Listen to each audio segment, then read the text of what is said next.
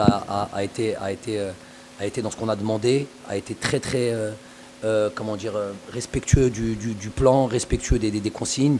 La discipline tactique a été omniprésente tout le long du match. Contre cette équipe du Sénégal, si tactiquement on manque ne serait-ce que 1 mètre ou 2 mètres, par exemple, sur une notion de pressing ou sur une notion de placement, on le paye cash. Et d'ailleurs, on a vu une ou deux situations où justement on était un petit désorganisé sur certaines situations dues à la qualité de cette équipe du Sénégal, et on a concédé des occasions. Donc, mais dans l'ensemble du match, je vois une équipe algérienne qui a été très organisée, très disciplinée, et qui a peut-être... maintenant, si vous me dites Anthony a dû œuvrer et faire entre guillemets, des parades ou c'est son travail à la Koulihal, mais en même temps, oui, c'est vrai que c'était aussi pour lui, comme pour par exemple Fares Cheibi, qui a été mettre ce but. C'était aussi pour eux des matchs, un match très important, parce qu'on joue contre la plus grosse équipe d'Afrique. Il ne s'agit pas après un match comme celui-là de soulever une polémique. Certains diront que si on n'y a pas été, c'est qu'on ne le méritait pas. J'ai envie de dire qu'on avait fait énormément de choses en Afrique, notamment cette série d'invincibilité historique, déjà pour le continent africain. On est la deuxième équipe au monde à avoir eu cette série d'invincibilité, 35 matchs. Devant nous, c'est l'Italie. Juste par ça et cette constance qu'on a pu avoir de 2019 à quasiment à 2022, c'est notre première défaite, on l'a concédée en janvier 2022 à la CAN. Je peux dire que dans ce sens-là, et la double confrontation, mais bon, j'ai pas trop envie de ressoulever des polémiques.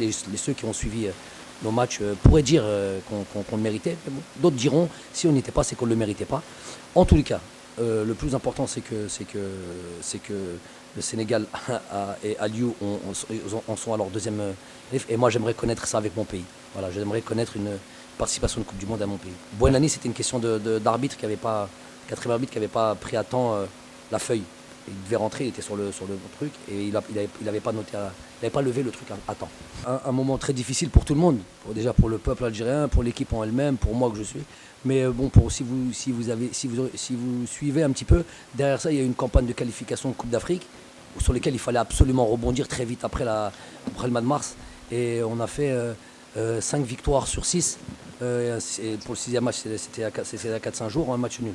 Donc sur cet aspect, on a rebondi, même si au fond, nous, on a toujours cette tristesse de ne pas avoir fait cette Coupe du Monde.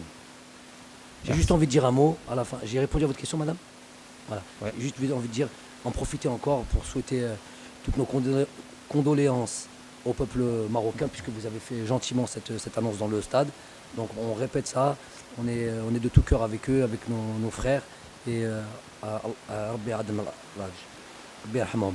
l'équipe, l'apparition d'autres joueurs, et je vois que l'équipe est encore, je dis très sincèrement, j'ai vu encore une phase de progression entre l'équipe qu'on a rencontrée à la CAN en 2019 et cette équipe-là. Je vois encore plus d'automatisme, encore plus même de maturité dans le jeu, et elle va être encore présente lors de la prochaine CAN, et ça va être l'équipe qui détient le titre, et qui va être difficile à détrôner.